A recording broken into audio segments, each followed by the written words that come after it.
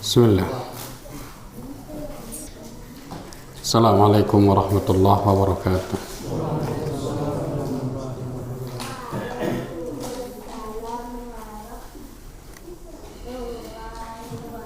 Alhamdulillahi wassalatu wassalamu ala rasulillah wa ala alihi wa sahbihi wa mawala wa la hawla wa la quwwata illa billah. Asyhadu an la ilaha illallah wahdahu la syarika lah wa asyhadu anna Muhammadan abduhu wa rasuluhu sallallahu alaihi wasallam la nabiyya ba'da. Qala Allah ta'ala ya ayyuhalladzina amanu taqullaha haqqa tuqatih wa la tamutunna illa wa antum muslimun. فإن أصدق الحديث كتاب الله وخير الهدى هدى نبينا محمد صلى الله عليه وسلم وشر الأمور محدثاتها فإن كل محدثة بدعة وكل بدعة ضلالة وكل ضلالة في النار. Ma'asyiral muslimin, jamaah sekalian yang semoga selalu dirahmati oleh Allah Subhanahu wa taala. Kembali Allah Subhanahu wa taala mengumpulkan kita di majelis taklim untuk mempelajari agama Allah Subhanahu wa taala. Semoga Allah senantiasa memberikan kita ilmu yang bermanfaat, ilmu yang bisa menuntun kita menuju surganya Allah Subhanahu wa ta'ala. Jamaah sekalian rahimani wa rahimakumullah, kita melanjutkan kajian kita pekan lalu. Pada pekan yang lalu kita mengambil satu pokok dari 3 pokok yang harus kita ketahui. Pokok-pokok 3 ini adalah ma'rifatullah wa ma'rifatu nabiyyih wa ma'rifatu dinil Islam. Mengenal Allah, mengenal Nabi Muhammad, dan mengenal agama Islam. Dan kita sebutkan bahwasanya ma'rifatur Rabb, Rabb itu artinya pemelihara. Dari kata rububiyah. Rububiyah itu berkisar di antara 3 makna: pencipta, pemilik, dan pengatur. Pengatur itu maksudnya pemelihara. Jadi tidak jauh dari 3 hal tersebut arti rububiyah: pencipta, pemilik, dan pemelihara. Di pemeliharaan tersebut ada menyembuhkan, menurunkan hujan, itu semua pemeliharaan. Dan kita mengetahui Allah Subhanahu wa ta'ala dari ciptaannya, dari makhluk, dan dari dalil-dalil Al-Quran dan As-Sunnah. Kita lanjutkan pada pokok pertama ini. Mu'allif rahimahullahu ta'ala Syekh Muhammad bin Abdul Wahhab mengatakan Ar-Rabbu huwal ma'bud. Ar-Rabb adalah al-ma'bud. Al-ma'bud itu yang disembah. Seperti kita jelaskan pada minggu yang lalu, bahwasanya konsekuensi kita mengetahui Allah yang menciptakan, Allah yang memiliki, Allah yang mengatur alam semesta ini, konsekuensinya adalah kita menyembahnya. Kita hanya beribadah kepada Allah Subhanahu wa ta'ala. Nah, kalau kita tahu kita ini diatur, semua makhluk diatur, diciptakan oleh Allah Subhanahu wa ta'ala, maka tidak berhak makhluk ini disembah. Yang berhak disembah adalah yang menciptakan, yang memiliki, dan yang mengatur kita. Makanya di sini beliau mengatakan Ar-Rabbu huwal ma'bud. Rabb itu adalah yang disembah. Tidak cukup kita mengakui Allah Subhanahu wa ta'ala sebagai pencipta, pengatur, pemilik, namun tidak kita sembah. Tidak cukup. Kalau kita mengakui, maka harus kita sembah dan ibadahi. Orang-orang kafir Quraisy mengakui Allah itu pencipta. Mereka tahu Allah itu mencipta. Allah yang bisa menyelamatkan mereka tatkala mereka dalam bahaya atau bencana. Mereka tahu itu. Tapi itu tidak memasukkan mereka ke dalam agama Islam. Tidak menyelamatkan mereka dari azab Allah. Karena mereka tidak menyembah Allah. Maka jamaah sekalian, kata Rabb itu artinya apa? Al-Ma'bud. Artinya yang menciptakan, yang memiliki dan memelihara itu Allah itu harus disembah. Wad dalil, dan dalilnya firman Allah Subhanahu wa ta'ala dalam surat Al-Baqarah ayat 21 dan 22. Coba dicamkan bagus-bagus ayat ini. Al-Baqarah ayat 21 dan 22. Ya ayuhan nas u'budu rabbakum.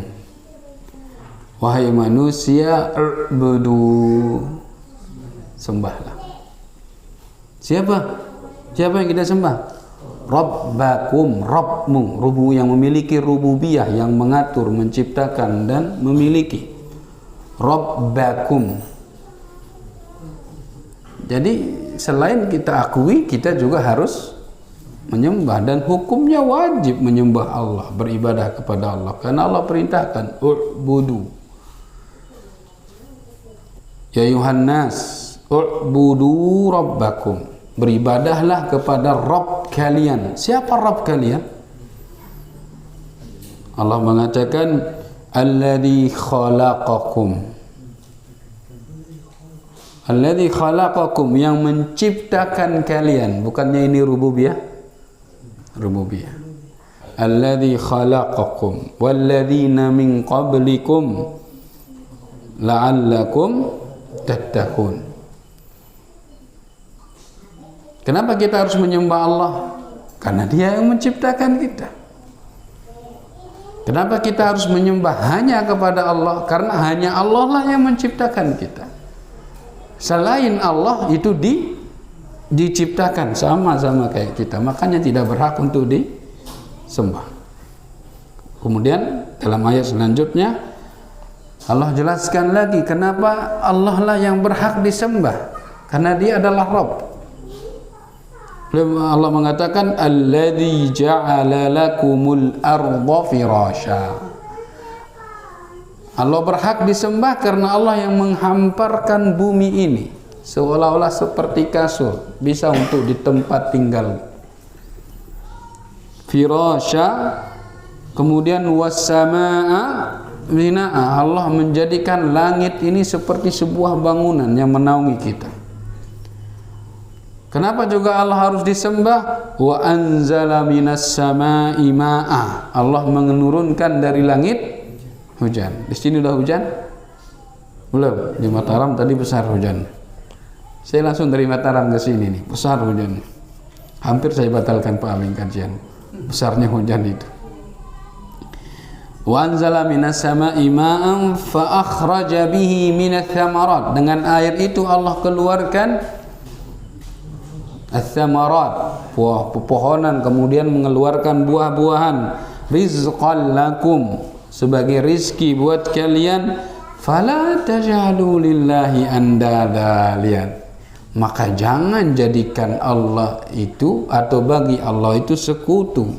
Wa antum ta'lamun, dan kalian mengetahui Allah yang mengatur kalian, memberi kalian rizki, menurunkan air, mengeluarkan makanan dari bumi, membuat bumi ini menjadi hamparan untuk ditinggali, membuat langit itu seperti naungan kita.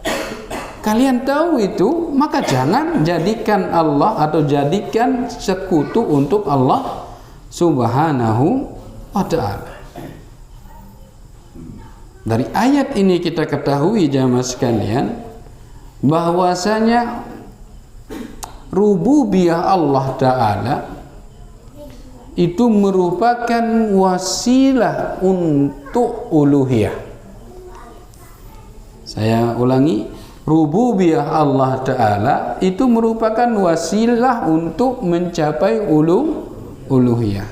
Kita ketahui bersama tauhid uluhiyah itu inti. Nah, tauhid rububiyah itu sebagai muqaddimah dan pembantu agar orang itu mentauhidkan Allah Subhanahu wa ta'ala dalam ibadah.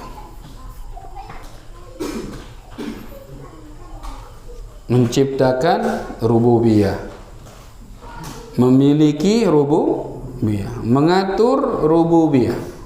Ini disebutkan oleh Allah Subhanahu wa ta'ala.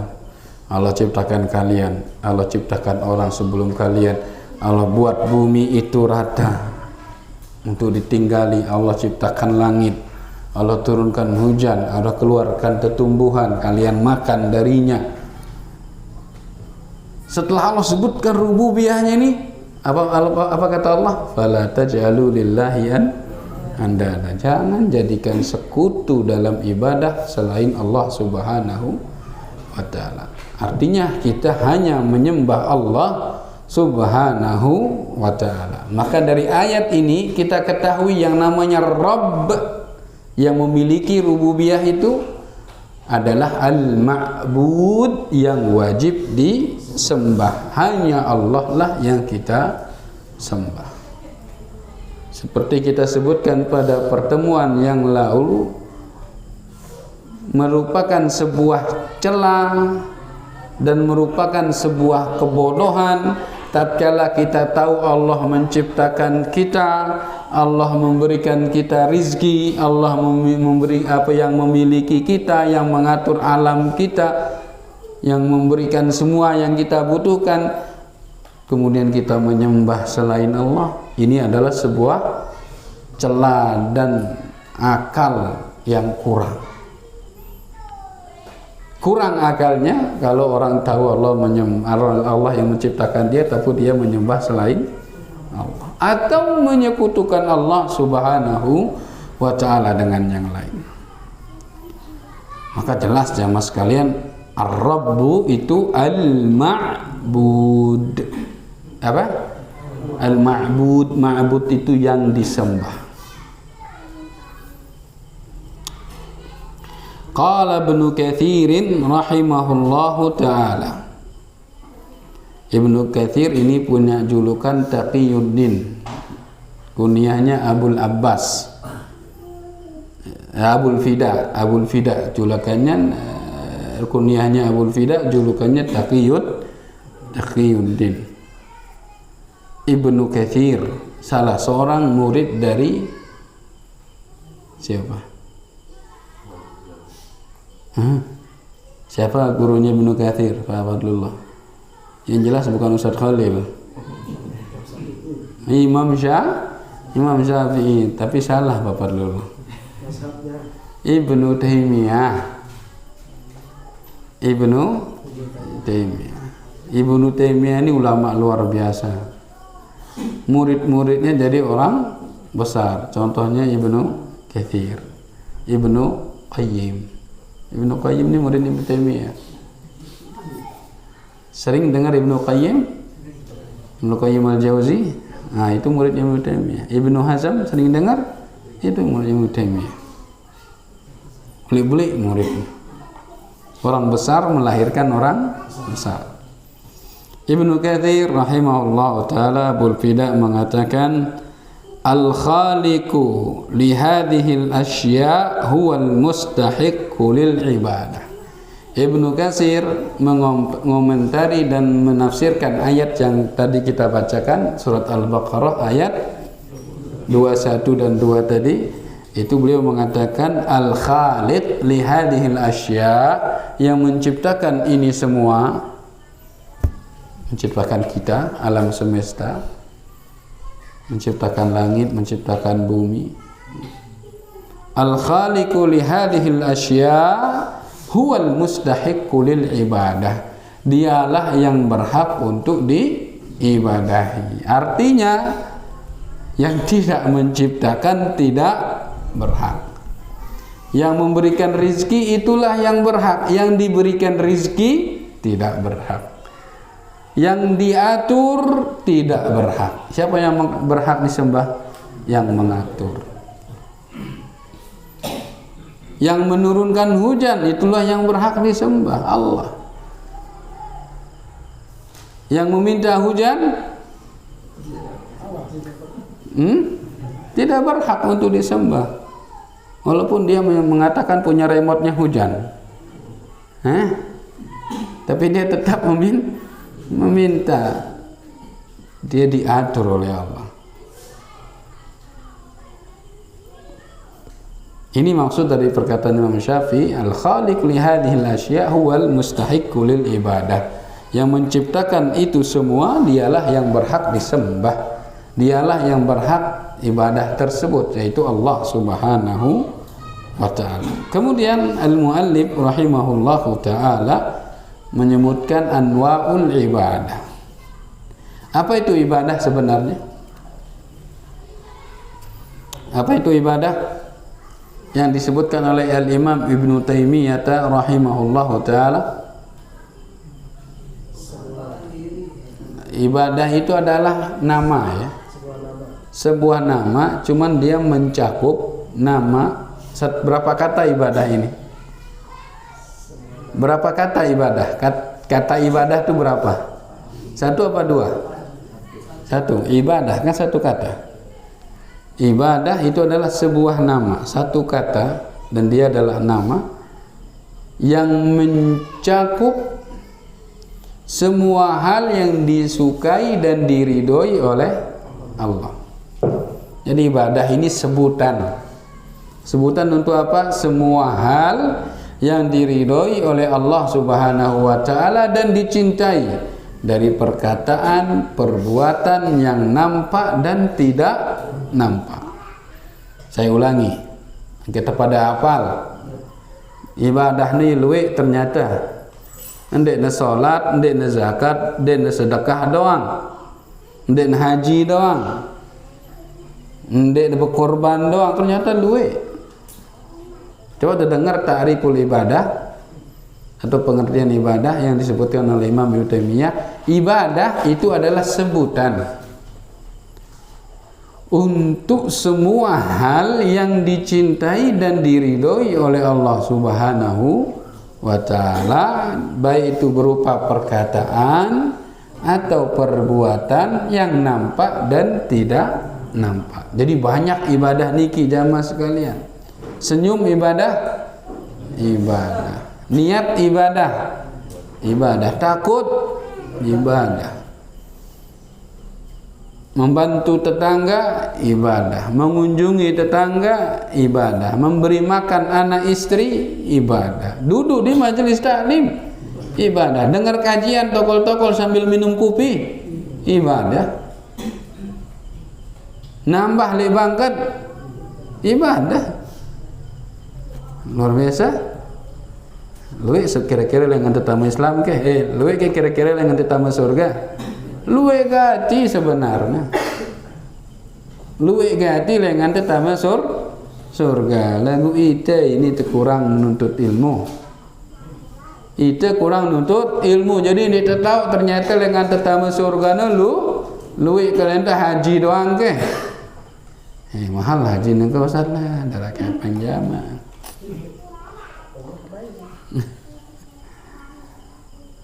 Tayyib.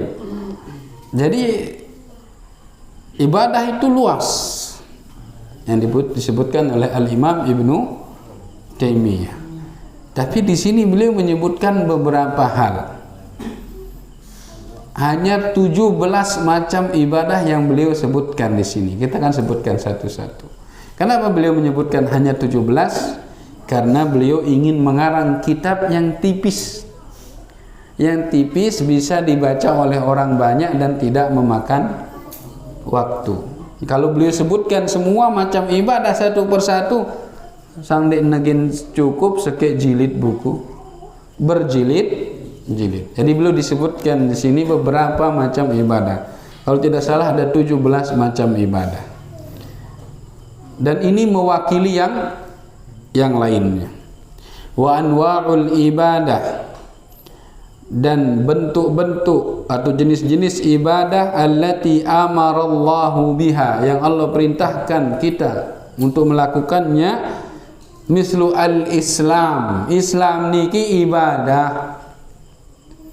Apa itu al-Islam? Rukun Islam niki maksudnya. Pira rukun Islam? Balu apa pitu? Hah? Yo, pacuan. Pira rukun Islam? Balu apa pitu?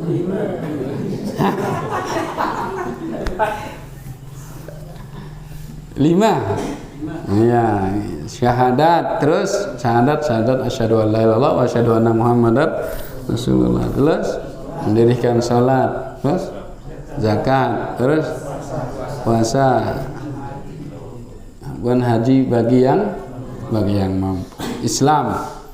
Semua ini adalah ibadah pokok. Wal iman. Iman, rukun iman maksudnya. Pira rukun iman, balu apa itu? Nah, Masya Allah. Beriman kepada Allah, ini ibadah. Beriman kepada malaikat, ibadah.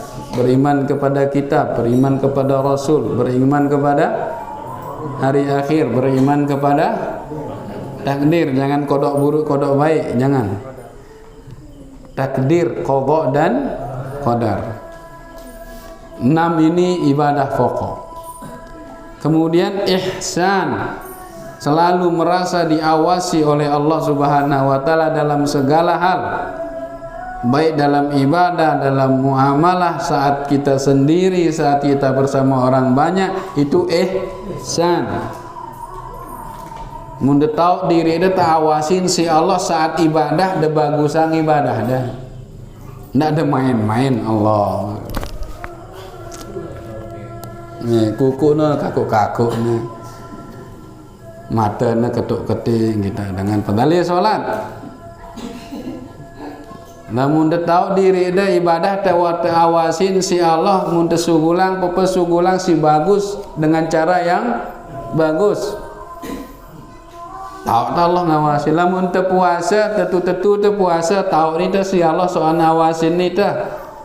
Ndak ngaku puasa padahal guru nama mangan. Tatkala kita meninggalkan larangan Allah pun kita harus merasa diawasi. Tatkala bermuamalah sama orang lain juga kita masih diawasi oleh Allah Subhanahu wa ta'ala. Ini yang dimaksudkan oleh Allah, wa huwa ma'akum ainama kuntum. Allah itu bersama kalian dimanapun kalian berada. Maksudnya apa? Ilmu dan penguasannya bersama kita di mana-mana, bukan zatnya Allah. Nah, ini ihsan, kita selalu merasa diawasi oleh Allah, maka ini adalah ibadah. Jelas teman sekalian? Pepira wa bro? Telu doang mah luwe le dalam anak nanti. Iman doang pira anak nengone 6, Islam 5 anak, ihsan luwe. Kemudian yang berikutnya wa minhud du'a. Doa ini ada 2, ada doaul mas'alah, ada doaul ibadah. Doaul mas'alah itu doa minta hajat. Apa? doa minta hajat. Doa-doa yang di situ kita angkat tangan kemudian kita minta hajat, ini namanya doa ul mas'alah. Adapun doa ul ibadah itu zikir-zikir, di situ ada doanya juga.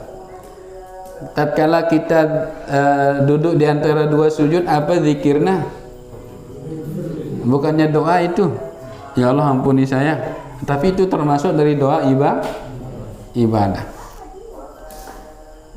Jadi doa masalah dan doa ibadah, dua-duanya ibadah. Dua-duanya ibadah. Al-khauf, rasa takut. Takut kepada Allah, ini yang ibadah. Tapi kalau takut sama hewan bukan ibadah. Takut sama ular, takut sama macan bukan ibadah. Ini namanya takut tabi'i. Takut apa? Tabi'i.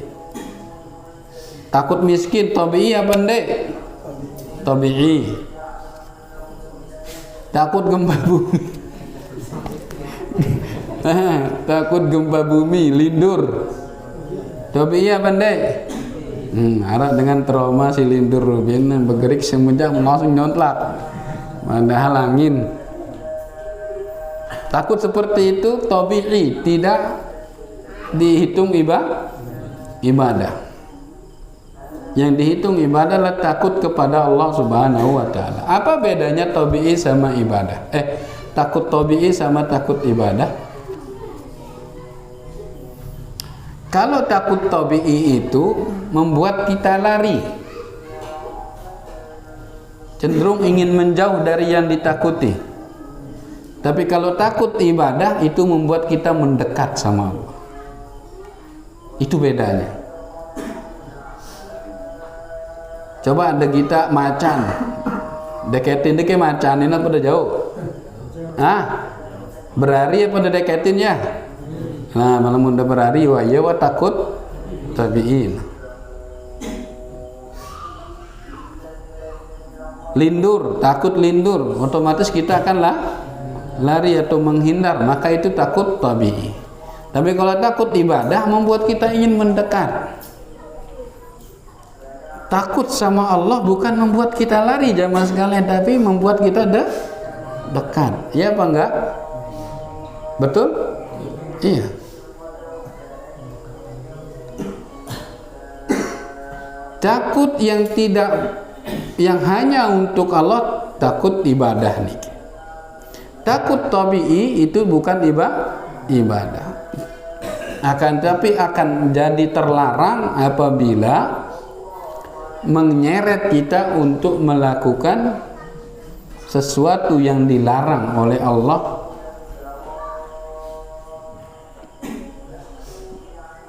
Takut tabi'i ini bukan tidak dilarang ya, tidak dilarang, tapi akan menjadi terlarang kalau menyeret kita melakukan sesuatu yang dilarang oleh Allah. Takut lindur misal, atau takut gunung meletus sehingga menyeret kita untuk memberikan sesajen. Takut epen bunut. Takut jok epen bunut. Supaya tidak kena gangguan epen bunut ini, nah ngadakanlah ritual-ritual tertentu atau mengasih sesajen tertentu. Nah ini berarti melakukan larangan Allah. Takut jok maling, tabi'i apa ndek? Pak Mawing takut maling tambah jok balik, tabi'i apa ndek? Tabi'i. Lagu lamun da nyeret ide nulung gantung-gantung pepel lawang no antende nulak tama maling no syirik no kade kanggo jarin. Lalu nangka apa macam rajah-rajah tulis le kertas. Apa ini enggak antende tama maling no.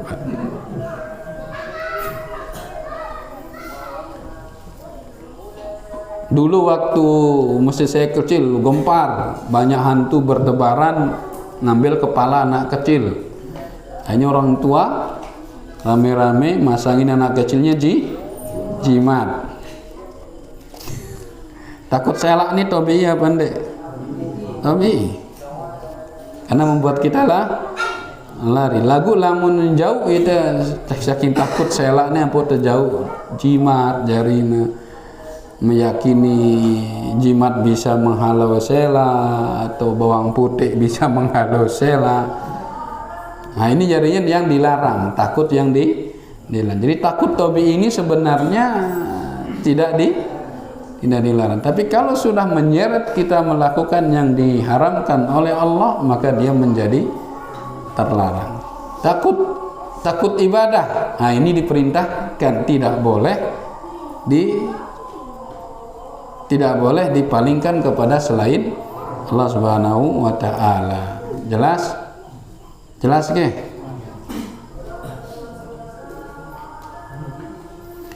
Warraja. Nanti kita akan sebutkan dalilnya satu-satu ini. Warraja, apa itu roja? Berharap kepada Allah Subhanahu wa taala, baik itu berharap pahala, berharap dimasukkan surga, berharap dijauhkan dari dosa, berharap diterimanya ibadah. Semua harapan ini adalah ibadah. Berharap ini adalah ibadah dan dia rukun ibadah. Salah satu rukun dari ibadah adalah ar-raja. Anda kalau ibadah harus ada harapan, jangan ibadah tanpa harapan. Anda sholat harapannya apa? Ya diterima sholat kita diridhoi oleh Allah, kita masuk surga, itu harapan kita. Boleh itu boleh, bukan sesuatu syirik. Karena dengan harapan inilah kita yang kemudian memacu kita untuk melakukan sholat. Karenanya ada harapan, makanya kita pacu sholat. Ndek dengan lamun dia tak berharap apa-apa dengan sholat niki searah-arahnya sholat ruan, malah mungkin tidak akan sholat karena dia tidak berharap apa-apa. Maka perlu berharap ini saat melakukan ibadah, dan berharap niki ibadah. Berharap niki ibadah. Subhanallah. Harapan pahala dong dengan Allah ibadah, mau ide pahala. Harapan pahala mau pahala. Berharap tambah surga, mau ide pahala. Luar biasa Islam. Luar biasa. Cuman berharap dapat pahala. Tawakal. Setelah roja, tawakul. Apa itu tawakul? Menyandarkan diri, bergantung hanya kepada Allah Subhanahu wa taala tanpa meninggalkan sebab. Atau yang sering kita sebut dengan ikhtiar. Kita hanya bergantung kepada Allah tanpa meninggalkan ikhtiar. Alhamdulillah. Setelah tawakul, ar-raghbah. Apa niki ar-raghbah? Kanggo denam nih Pak.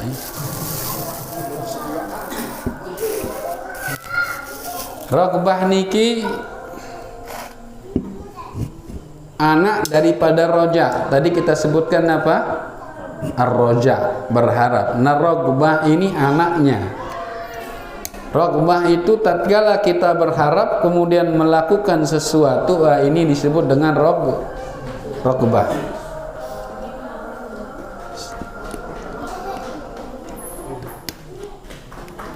Raghbah ini apa tadi? Anaknya roja. Maksudnya tatkala kita berharap, nah harapan ini kan kita mau realisasikan, ya apa enggak? Nah keinginan untuk merealisasikan harapan itu disebut dengan raghbah. Paham kita beda antara roja dan raghbah?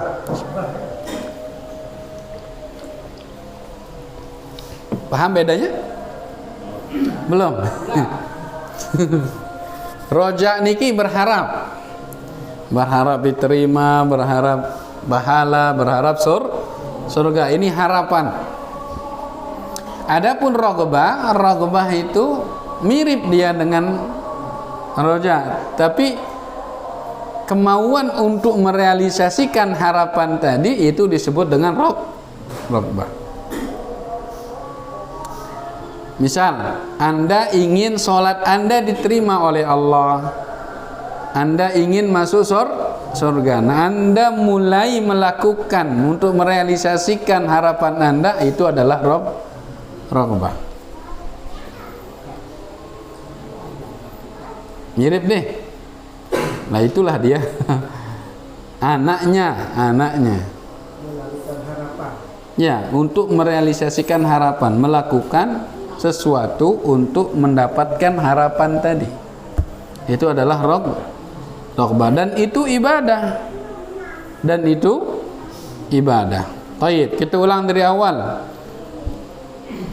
Ad-du'a. Doa amalan hati apa amalan anggota badan? Dua-duanya. Khauf amalan hati apa anggota badan?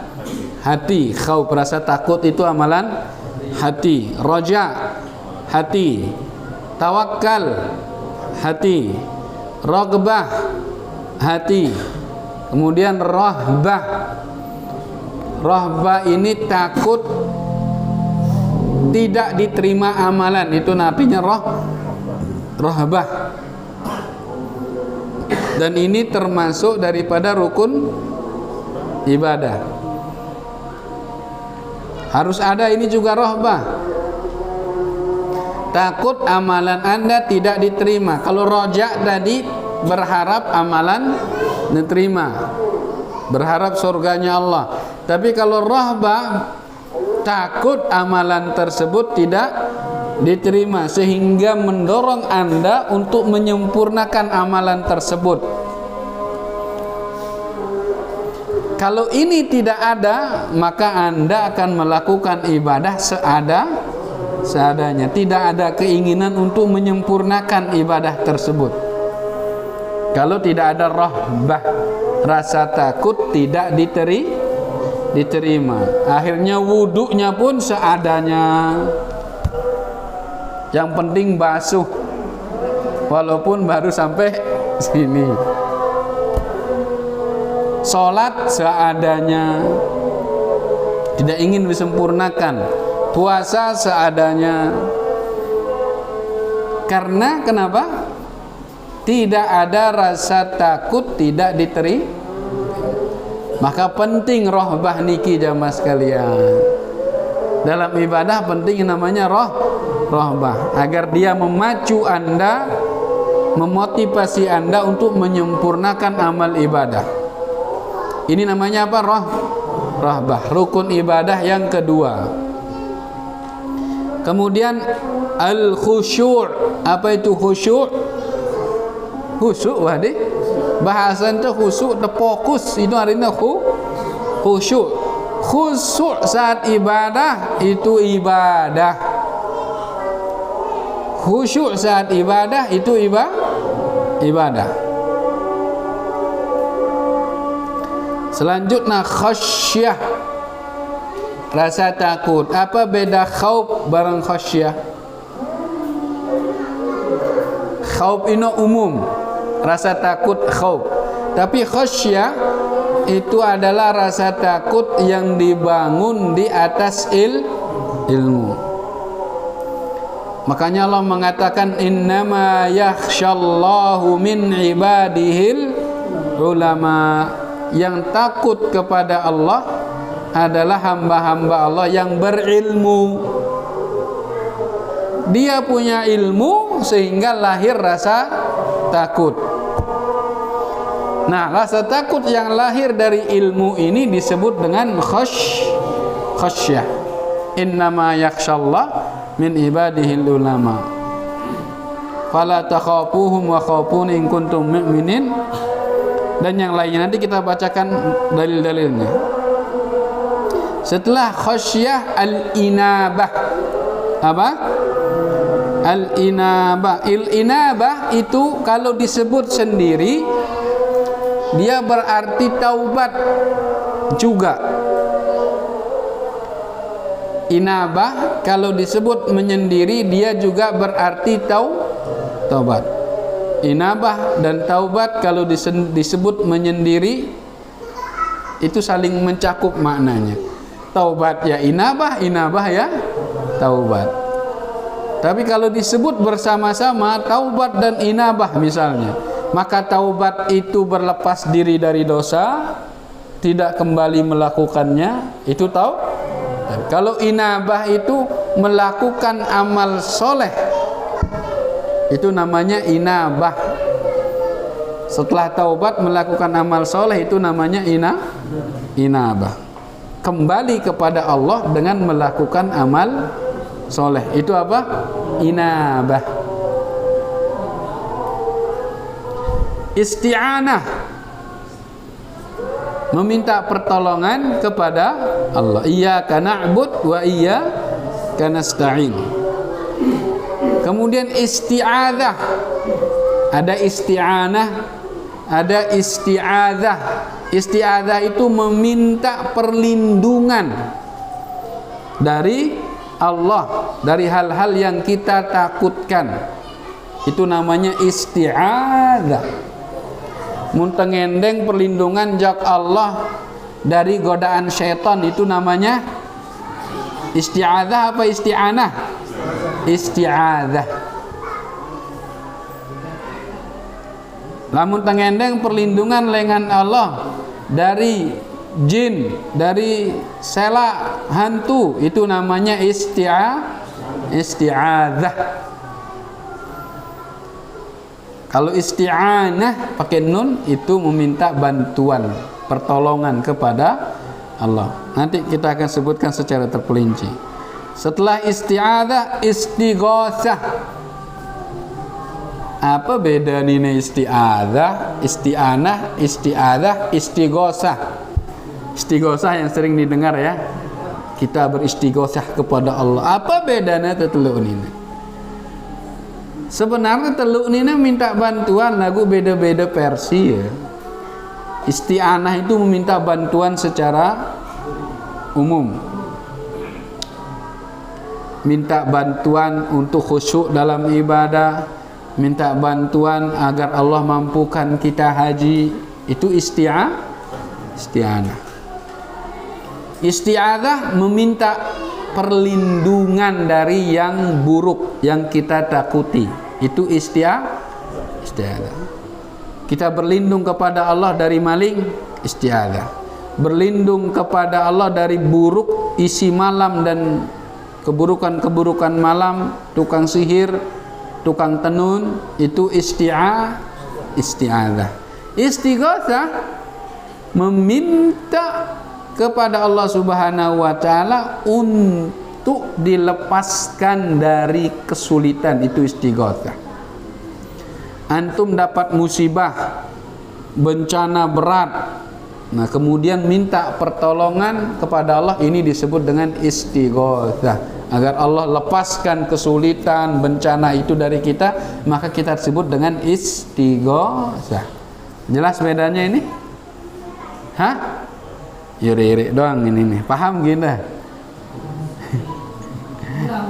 Ulang. Isti'anah itu meminta pertolongan secara umum. Isti'adzah meminta perlindungan dari keburukan. Istighosah meminta kepada Allah untuk dihilangkan segala kesulitan yang kita hadapi. Ini namanya istighosah. Misalnya kita mendapatkan kesulitan apa? Diserang sama musuh. Nah, kita minta pertolongan Allah, ini namanya istighosah. Kita dapat musim pacaklik, selain istisqa kita bisa istighosah. Minta pertolongan Allah agar diturunkan hujan. Ini namanya istighosah. Selanjutnya adzabhu. Apa itu adzabhu? Menyembelih. Menyembelih ibadah. Menyembelih itu artinya mengalirkan darah dari hewan sembelihan, dan itu hanya untuk Allah. An-nazar. Nah, sekarang dengar nazar. Coba apa niki nazar? Antum sering dengan kata nazar? Apa niki nazar? Kalau saya lulus PNS, saya puasa. Saya gorok sampi ke gitu ya. Ya. Ini namanya memberikan pengertian dengan contoh. Apa aran murid? No lah, anak Pak Tony aran. Azam itu murid, Itu namanya memberikan definisi pengertian dengan memberi contoh. Apa aran nadar? Nadar ini mun ku lulus PNS ku ngorok sampi atau ku puasa itu nadar, Ustaz. Nah, berarti itu memberikan contoh. Nggak apa-apa, itu salah satu cara memberikan pengertian. Nazar itu sebenarnya artinya mewajibkan suatu ibadah yang pada dasarnya tidak wajib secara syariat. Saya ulangi, mewajibkan diri melakukan ibadah yang sebenarnya tidak wajib secara syariat,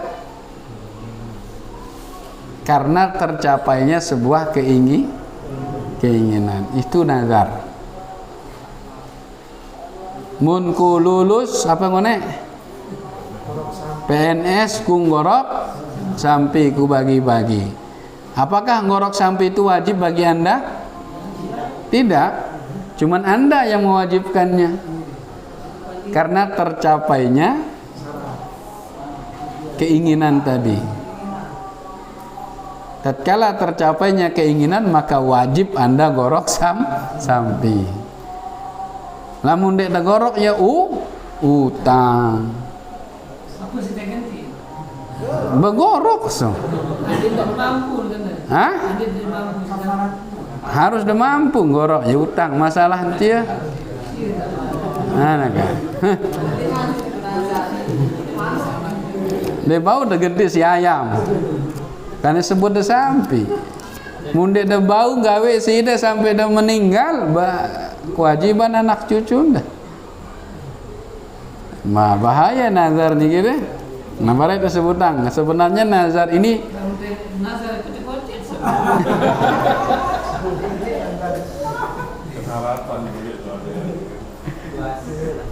puasa apalah gitu.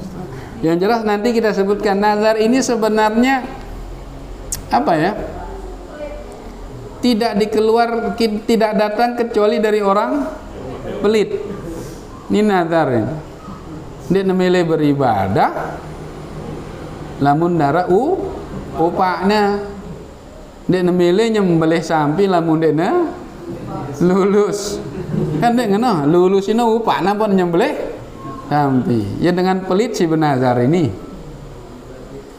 Makanya para ulama mengatakan kalau mau beribadah silahkan, jangan minta timbal balik. Nanti kita akan sebutkan secara terperinci. Berapa sudah nih, Pak? 16? 17? Khilaf di antara para ulama ini.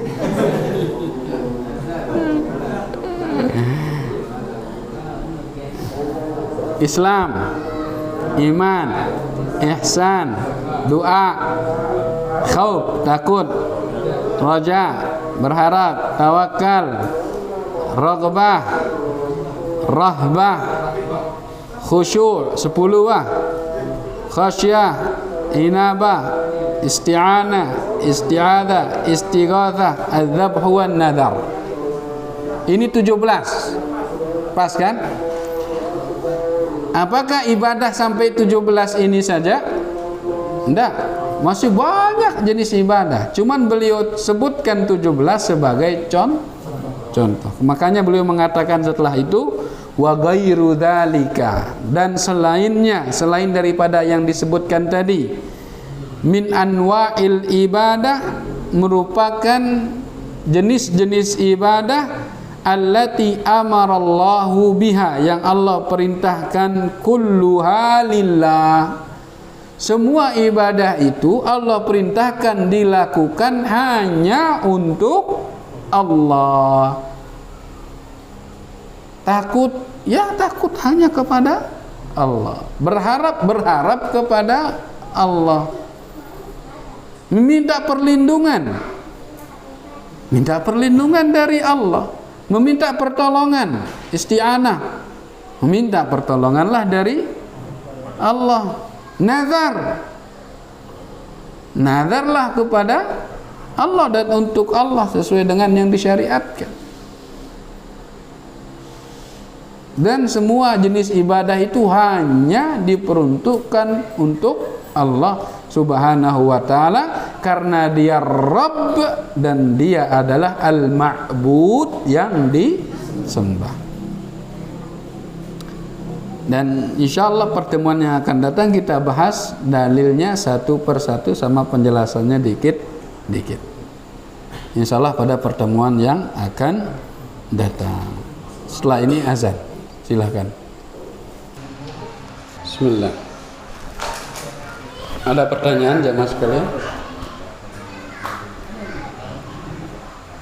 Ada ketuanan ke? Takut sama istri Ustaz, masuk ibadah. Hah? Takut sama istri, apakah termasuk ibadah? Misalkan kita musyawarah mau bantu orang tua atau saudara, terus takut dengan istri. Apakah termasuk ibadah? Bukan ibadah. Bukan.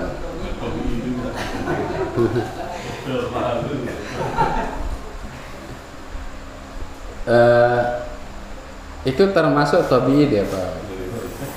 Tabi'i. Ya.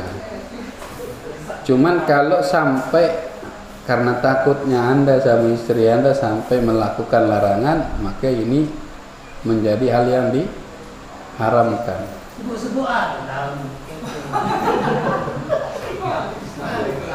Tidak apa-apa sebut-sebut. Menyebut ini istri kapan kan bukan sesuatu yang dilarang. Tidak apa-apa. Bukan yang dilarang. Tanggunnya bos sekepeng di bulan nasi sini.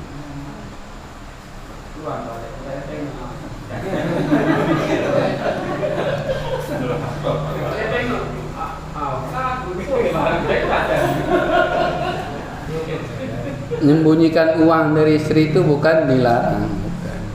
Yang dilarang itu Anda menyembunyikan uang dan tidak memberikan nafkah, itu dilarang. Sebut kepeng, tujuan tidak memberikan nafkah, itu dilarang. Tapi menyimpankan uang untuk orang tua tidak ada masalah. Yang penting kewajiban terhadap istri sudah dilakukan. Jadi dia takut tabi'i. Takut apa? Tabi'i.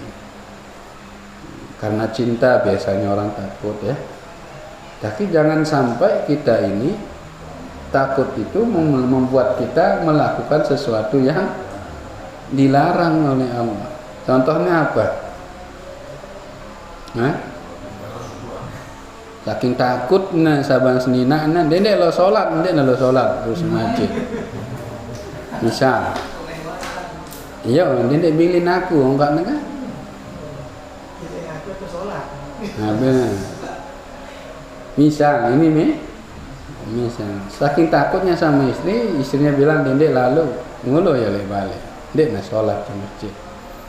Berarti sudah melakukan yang dilarang oleh Allah. Takut ini sebenarnya tidak ada dosa, tidak ada pahala. Tapi kalau mengantarkan kita kepada perbuatan yang dilarang, maka dia menjadi terlarang. Jelas ke? Takut sama istri membuat kita durhaka sama orang tua juga salah.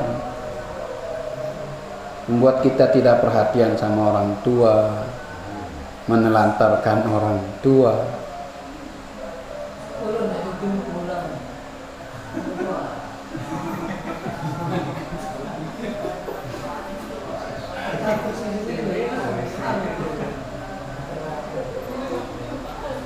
Iya. Jelas ke?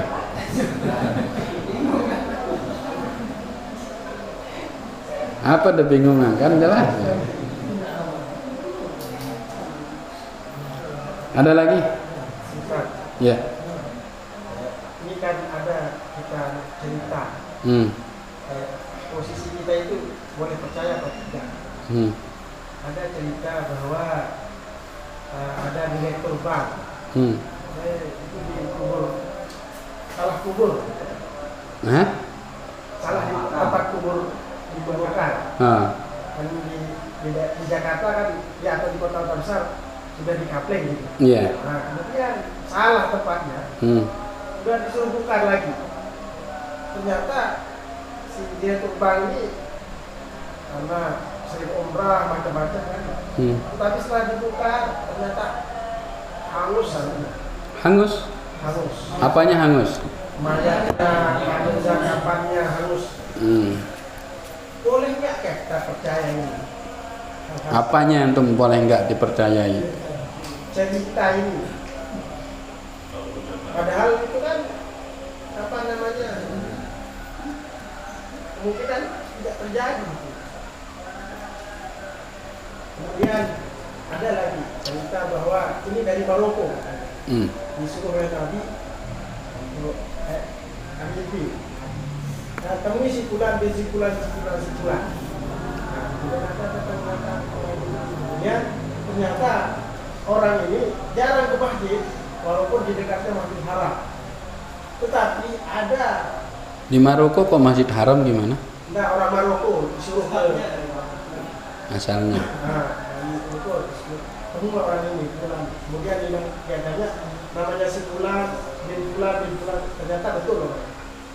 Nah, ternyata jarang ke Masjidil Haram, walaupun di dekat Masjid. Tapi amalannya katanya ada seorang perempuan yang janda karena ditinggalkan suaminya, kemudian orang ini selalu membantu membagi gajinya, membantu si janda. Itu anak janda yang punya anak yatim. Ya. Selain itu, ini penduduk surga. Siapa bilang penduduk surga? Nah, orang ini yang diberitahukan waktu itu bersama Nabi. Nabi dalam mimpi memberitahukan orang ini. Ya. Kalau ini penduduk surga. Nah, jadi dua-duanya ini apakah gimana posisi kita? Percaya atau tidak? Bismillah. Jadi jamaah sekalian, kalau masalah azab kubur tadi ya, kita yang jelas dari sisi ada atau tidaknya azab kubur itu kita harus percaya memang azab kubur itu ada. Sisi ini, sisi adanya azab kubur, adanya nikmat kubur itu wajib kita imani. Kalau kita tidak imani,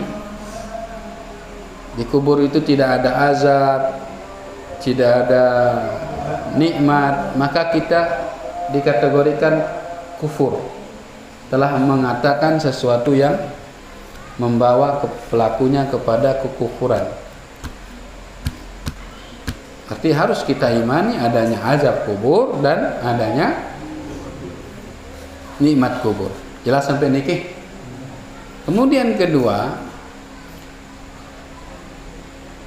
untuk kisah ini, apakah kita percayai dia terbakar apa enggak?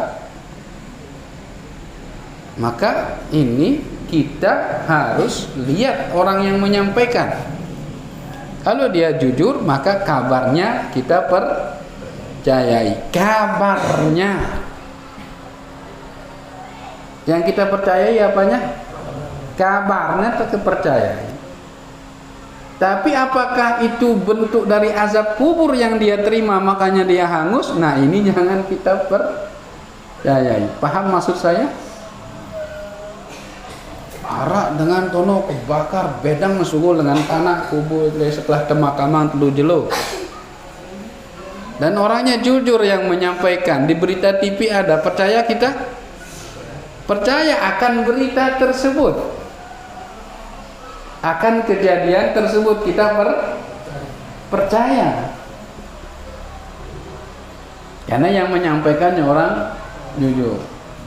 Tapi yang perlu kita tanya secara mendalam dan perlu kita teliti secara mendalam, apakah memang ini bentuk azab kubur yang diperlihatkan oleh Allah? Kita mengatakan wallahu ta'ala alam. Kita nggak berani memastikan ini azab kubur yang dia terima atau memang mungkin tanahnya panas, di situ ada magma belik. Kita nggak bisa mempercayai itu 100%. Tapi kalau kejadiannya bisa kita percayai, bisa enggak. Paham ke ini? Hah? Paham kita? Sama kalau menyampaikan berita itu, saya katakan sama Anda sekarang, saya baru menghadiri daurah. Di sini ada percaya atau bisa tidak. Pokoknya kabar itu bisa dipercayai, bisa tidak. Jelas? Tapi kalau yang menyampaikannya jujur, kayak Ustaz Khalil, alhamdulillah ya Allah. Kalau yang menyampaikannya jujur, berarti kita jelas Niki? Jelas ke? Jadi beliau menyampaikan ada orang kebakar di sini. Antum yakin kabar itu benar adanya? Ya, saya nanya sama antum menyampaikan kabar itu sama saya? Kan yang menyampaikan kabar sama saya kan beliau nih.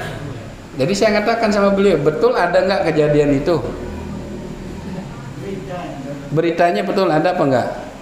Cuma dengar berita saja. Berarti belum bisa kita percayai 100%. Betul Ustaz. Nah, kalau betul bisa dipercaya. Cuman yang jadi pertanyaan selanjutnya, apakah itu betul azab kubur atau tidak? Nah, ini kan kita tidak tahu. Azab kubur itu alam gaib. Tidak bisa kita pastikannya kena azab ini ya, main riba. Nah, tidak bisa. Nggak bisa. Nggak bisa. Karena tadi disebutkan sama saya di sesi pertemuan terakhir, alam gaib tidak bisa dikiaskan dengan alam realita. Bisa jadi dia hangus, belum tentu itu karena dia azab kuburnya, bisa jadi karena tanahnya yang panas, ada mahmanya atau apa, kan bisa saja seperti itu. Jadi seperti ini tidak bisa kita pastikan. Bedakan antara mendengarkan kabar sama menghukumi apakah ini azab kubur atau tidak. Jelas ya mas sekalian?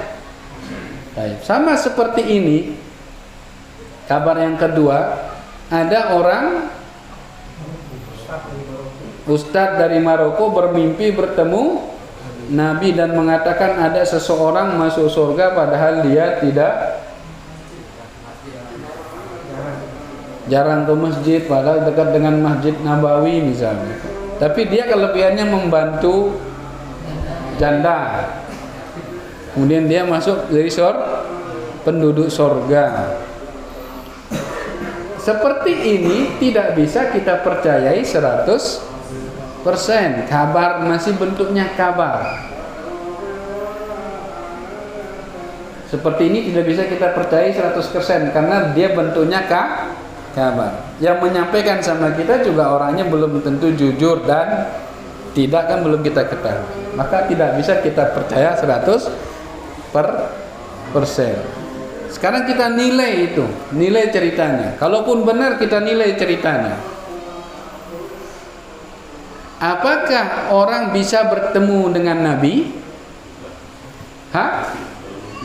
Dalam mimpi bisa? Baik, kalau bisa bertemu dalam mimpi dengan Nabi SAW, betul, bisa ketemu bermimpi, bisa bertemu dengan Nabi dalam mimpi. Tapi apakah Nabi menyampaikan sesuatu dari hal yang gaib itu dibenarkan saat mimpi tersebut?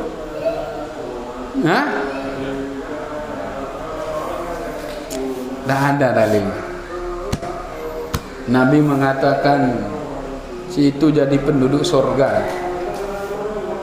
Penduduk surga itu tidak dilandaskan dengan mimpi seseorang. Itu harus dengan dalil. Kan bertemu itu barang Nabi ya enggak nah. Walaupun antum bertemu dengan Nabi, yang ada itu Nabi bermimpi, itu wahyu. Nek kalau antum bermimpi walaupun ketemu Nabi bukan wahyu. Paham kini? Yang menjadi dalil itu apabila Nabi bermimpi, itu bisa menjadi dalil.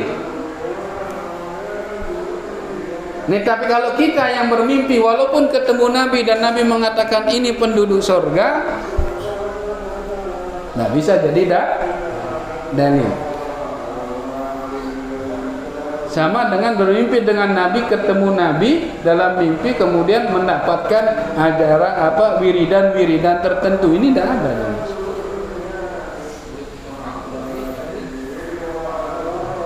Jadi lamun mimpi bertemu barang Nabi dan Nabi mengatakan dia masuk surga, berarti harus ini sudah menjadi dalil. Dalil itu hak siapa? Hak Allah. Yang menentukan orang masuk surga atau tidak itu siapa? Allah. Jadi mimpi Anda tidak bisa jadi dalil walaupun ketemu sama Nabi.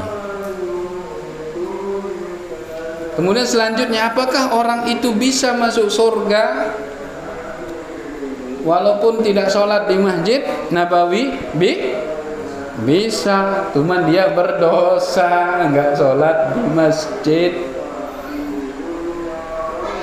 Dia dapat pahalanya dari sisi membantu janda, tapi dari sisi tidak sholat di masjid dia berdosa.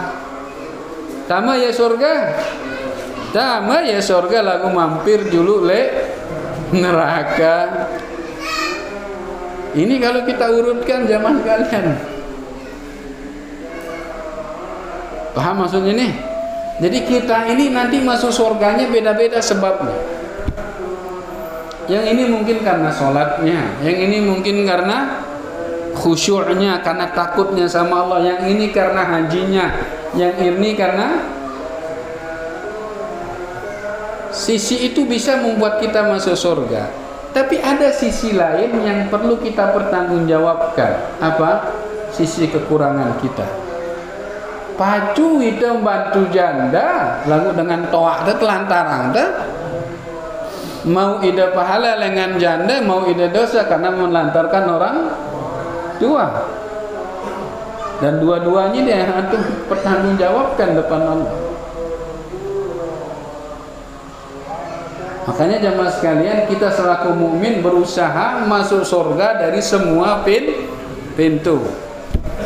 Mbau udah gawe ya. Jelas ke? Jelas? Ya. Kan ini minat soal-soal si susah no. Minang batul dari.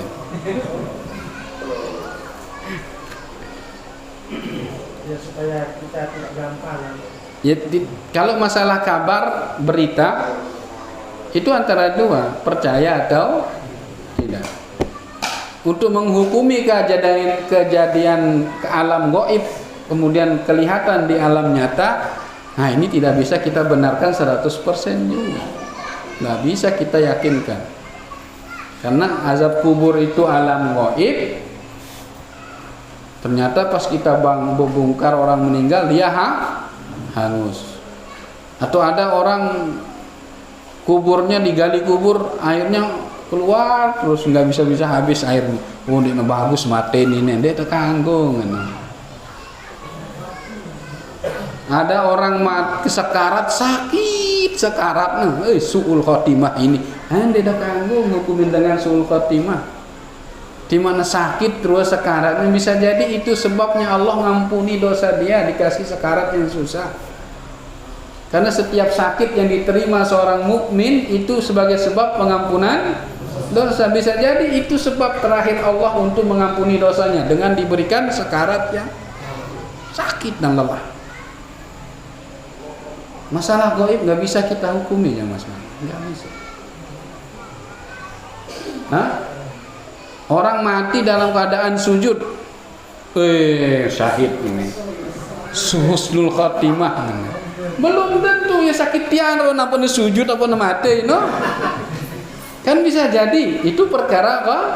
Gaib. Makanya kita tidak bisa pastikan yang namanya perkara gaib.